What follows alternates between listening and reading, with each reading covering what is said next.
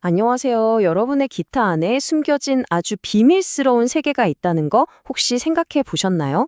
오늘은 바로 그 기타의 장력, 톤, 그리고 보이지 않는 적인 습도 사이의 아주 복잡미묘한 관계를 속 시원하게 한번 파헤쳐 보겠습니다.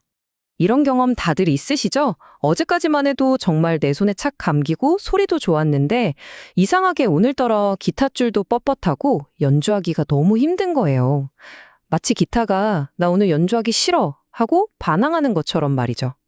바로 그 이유가 오늘 우리가 알아볼 이야기의 핵심입니다. 흔히들 기타를 그냥 단단한 나무랑 쇠로 만든 물건이라고 생각하기 쉬운데요. 사실은 전혀 그렇지 않아요. 기타는요, 살아 숨쉬는 유기체에 가깝습니다. 주변 환경과 내부의 힘에 계속 반응하면서 아주 미세하게 하지만 끊임없이 변화하고 있거든요. 이 개념을 딱 머릿속에 넣고 시작하는 게 정말 중요합니다. 자, 그래서 오늘은 이 5가지 단계를 따라서 기타의 비밀을 하나씩 풀어볼 거예요. 먼저 기타 내부에 작용하는 어마어마한 장력부터 시작해서요. 그 다음엔 연주감을 결정하는 스케일 길이, 그리고 그 힘을 버텨내는 내의 강도를 살펴볼 겁니다. 이어서 보이지 않는 외부의 힘, 습도가 어떤 영향을 미치는지 알아본 다음에 마지막으로 우리가 어떻게 하면 기타의 든든한 수호자가 될 수 있는지 그 방법까지 알아보겠습니다. 자, 첫 번째 비밀의 문을 열 시간입니다. 바로 기타의 내부 장력인데요. 여러분의 기타가 사실은 만들어진 그 순간부터 엄청난 스트레스 속에서 아슬아슬하게 균형을 잡고 있다는 사실 알고 계셨나요? 바로 이겁니다. 기타는요, 말하자면 보이지 않는 전쟁터 같은 곳이에요. 무려 70에서 80kg. 그러니까 성인 남성 한 명의 몸무게에 맞먹는 엄청난 힘으로 줄이 계속해서 넥과 상판을 앞으로 잡아당기고 있고요. 동시에 기타의 나무 구조는 무너지지 않으려고 그 힘에 맞서서 뒤로 버티고 있는 거죠. 이 아슬아슬한 힘의 균형, 이게 바로 기타의 소리와 구조를 지탱하는 핵심입니다. 이제 두 번째 주제, 스케일 길이로 넘어가 볼게요. 저는 이걸 기타 디자인의 DNA라고 부르고 싶어요. 이게 왜냐면 단순히 길이를 재는 걸 넘어서 기타의 성격이나 연주감을 결정하는 가장 근본적인 설계도 같은 거거든요. 그럼 스케일 길이, 우리말로는 현장이라고도 하는데 이게 정확히 뭘까요? 아주 간단해요. 줄이 실제로 울리는 부분의 길이, 그러니까 기타 헤드 쪽의 너트에서부터 브릿지에 있는 새들까지의 거리를 말하는 겁니다. 이 길이가 길어지거나 짧아지면요, 똑같은 음을 내기 위해서 필요한 줄의 팽팽함, 즉 장력이 달라져요. 그리고 이게 바로 연주감에 직접적인 영향을 주는 거죠. 자, 여기 보시면 바로 이해가 되실 거예요. A 지점, 너트에서부터 B 지점, 새들까지. 바로 이 두 지점 사이의 거리가 스케일 길이입니다. 정말 간단해 보이는데 이 거리가 기타의 성격, 그 DNA를 결정한다니 정말 흥미롭지 않나요? 예를 한번 들어볼게요. 전통적인 클래식 기타의 표준은 보통 650mm 스케일이에요. 장력이 더 강해서 소리가 더 크고 힘있게 뻗어나가죠. 그런데 요즘에는 640mm 스케일도 정말 많이 쓰이거든요. 이건 장력이 낮아지니까 손가락이 훨씬 편안하고 연주하기가 수월해지는 장점이 있어요.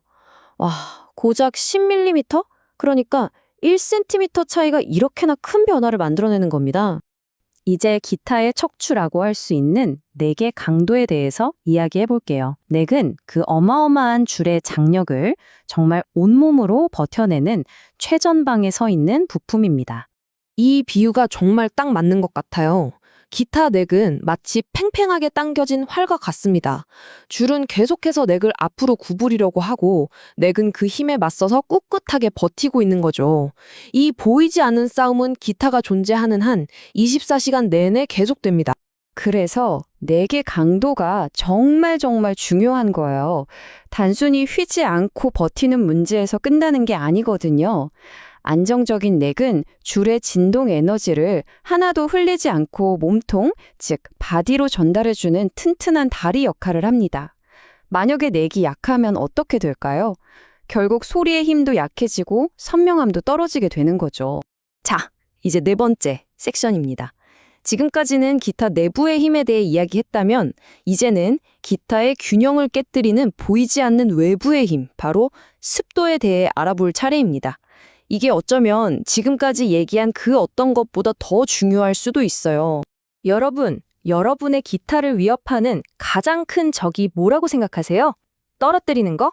아니면 흠집나는 거? 아닙니다. 정답은 놀랍게도 우리가 매일 숨쉬는 이 공기 속에 있는 습도입니다. 이 그림 하나가 모든 걸 설명해 줍니다. 기타의 주재료인 나무는요, 스펀지처럼 눈에 보이지 않는 아주 미세한 구멍들로 가득 차 있어요. 그래서 공기 중에 습기가 많으면 스펀지가 물을 빨아들이듯이 수분을 쫙 빨아들여서 부풀어 오르고요. 반대로 건조하면 머금고 있던 수분을 뱉어내면서 쪼그라들죠.